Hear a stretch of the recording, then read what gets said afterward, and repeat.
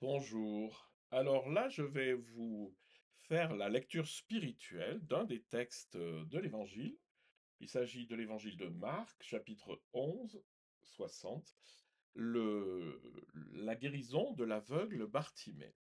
Donc, la lecture spirituelle, c'est qu'est-ce que ça dit de ma vie spirituelle et de mon rapport à Dieu en moi. Ils arrivent à Jéricho.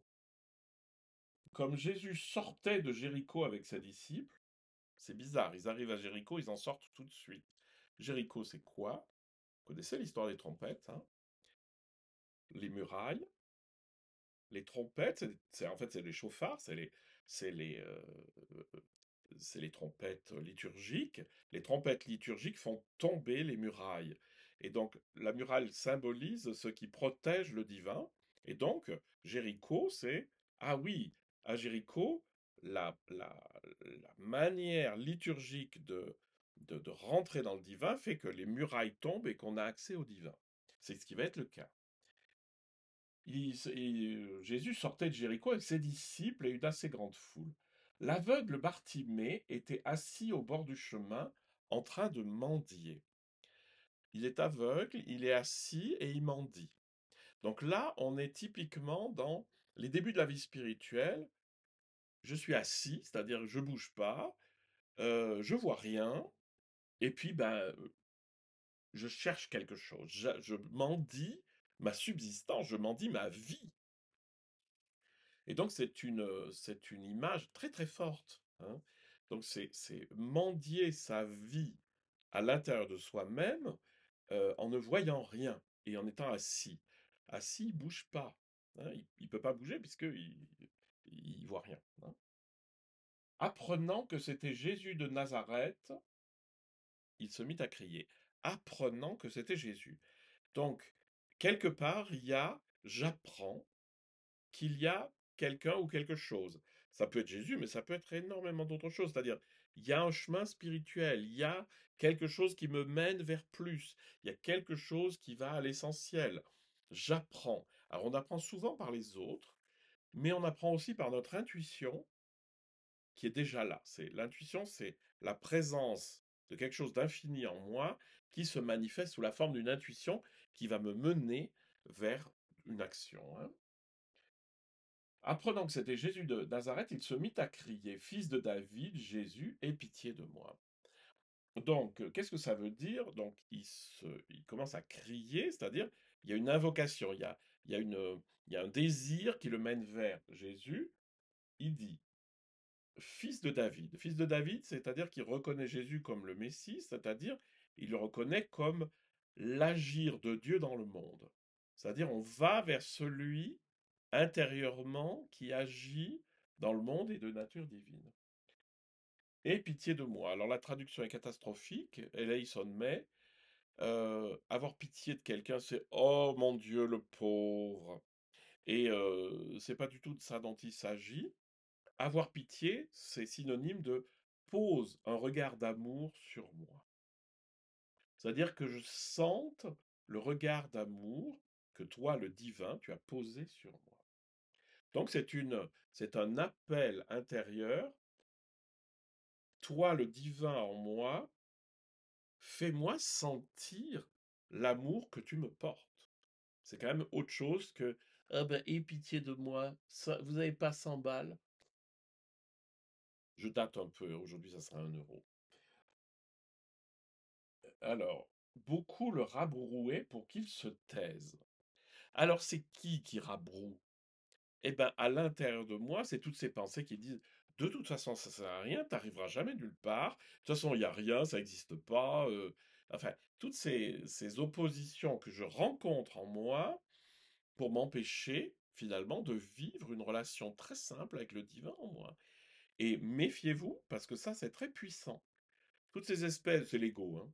L'ego, lui, ça l'intéresse pas, toutes ces histoires de spiritualité, parce que dans la spiritualité, l'ego se dissout. Donc l'ego, lui, se cramponne à ce qu'il est, et non, non, non, mais tout ça, c'est des conneries, va pas chercher, hein. Donc ça, c'est ça, hein. Il le rabrouait pour qu'il se taise. Bien. Mais lui criait de plus belle. Fils de David, aie pitié de moi. Ça veut dire quoi? Ça veut dire, ben voilà, il faut recommencer. C'est cette espèce de, de, ouais, de force qui fait que, non, mais je vais quand même y aller, je vais y aller. Jésus s'arrêta et dit, appelez-le. Alors vous remarquez peut-être quelque chose, c'est que Jésus s'arrête. C'est-à-dire, ça fait penser, il y a un titre d'un film, Cristo è stato a Eboli. Le Christ s'est arrêté à Eboli. Il s'arrête, poum. Ça veut dire quoi? Ça veut dire que d'un seul coup, il allait passer, mais non, il y a la possibilité de le rencontrer. C'est de ne pas laisser passer le divin dans ma vie, d'en avoir l'intuition et puis de le laisser passer comme si c'était un bolide. Il s'arrête. Appelez-le. On appelle l'aveugle. On lui dit, confiance, lève-toi, il t'appelle. Confiance, c'est la foi. Hein, pistis.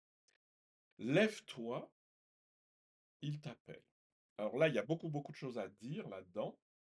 Euh, c'est le sentiment de la réponse du Dieu. C'est-à-dire que vous êtes tourné à l'intérieur de vous-même vers le divin en vous et vous lui demandez euh, que je prenne conscience de ton regard d'amour. Et là, il y a une réponse parce que lève-toi, il t'appelle. Donc, vraiment, il y a une attirance. Le lève-toi est très intéressant parce que c'est le mot qu'on utilise pour la résurrection. Réveille-toi d'entre les morts. Tu étais mort parce que tu t'occupais pas de spiritualité. Réveille-toi d'entre les morts est une vie spirituelle qui te mène vers le divin. Rejetant son manteau, il se leva d'un bond et vint vers Jésus. Le manteau, c'est tout ce qui est, enfin bon, je vais vous le dire facilement, hein, c'est l'ego, c'est-à-dire toutes les choses qui font que je m'agrippe, que je m'identifie à mes conditionnements. Mais tout ça, ça n'a aucun sens. C'est nu qu'on va vers Dieu, c'est-à-dire l'esprit dépouillé de toute certitude, de toute représentation. Hein. Ça, on l'a toujours dit. Eckhart le dit tout le temps. Il faut se dépouiller de soi-même et des représentations des créatures. Donc, il laisse tomber le manteau et il se lève.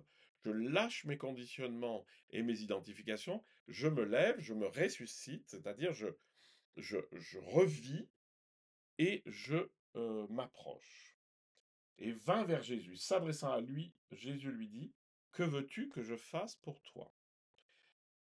Donc il lui pose la question, c'est quoi ton désir en fait, hein? Tu veux quoi? Tu veux gagner au loto? Tu veux quoi? Tu veux des sous? Tu veux quoi? Que je retrouve la vue. Donc le divin me pose la question, qu'est-ce que tu veux? Et là, la réponse est que je vois. Et que je vois quoi? Que je vois ce dont il s'agit lorsqu'il s'agit de spiritualité, c'est-à-dire que je vois Dieu. Évidemment, Dieu, vous ne le verrez pas. Hein. Si vous le voyez, c'est mauvais signe. Hein. Allez plutôt voir un psy que votre curé. Que je retrouve la vue. Donc, Dieu demande quel est le désir le plus profond. Et le désir le plus profond, c'est de rentrer finalement dans cette vision qui est une contemplation divine. Jésus lui dit, va, ta foi t'a sauvé. Alors là, on ne comprend pas. Il lui dit, dégage, ta foi t'a sauvé. La foi, vous remarquez, Jésus ne l'emploie pas avec quelque chose. Il dit pas, il faut croire à, il faut croire que. Il lui dit juste ta confiance. C'est que tu y es venu, tu es venu à moi, donc le divin, tu viens à moi, tu as eu confiance, et ben voilà, tu vas voir. Aussitôt, il retrouva la vue, c'est-à-dire qu'il vit Jésus, alors qu'avant il ne l'avait pas vu. Il suivait Jésus sur le chemin, c'est-à-dire qu'à partir du moment où on a vu, eh ben on va se mettre à suivre le divin en soi, c'est-à-dire à s'ouvrir de plus en plus à la réalité divine. Vous voyez comme quoi un texte qui pourrait être juste, un texte de guérison un peu miraculeux, a un sens qui me concerne beaucoup. Je suis assis au bord du chemin, aveugle, mais j'entends, j'ai l'intuition du divin en moi. Je l'appelle et je lui demande finalement de poser un regard d'amour sur moi. Le divin s'arrête, c'est-à-dire qu'il est accessible d'un seul coup, et il me demande qu'est-ce que tu veux.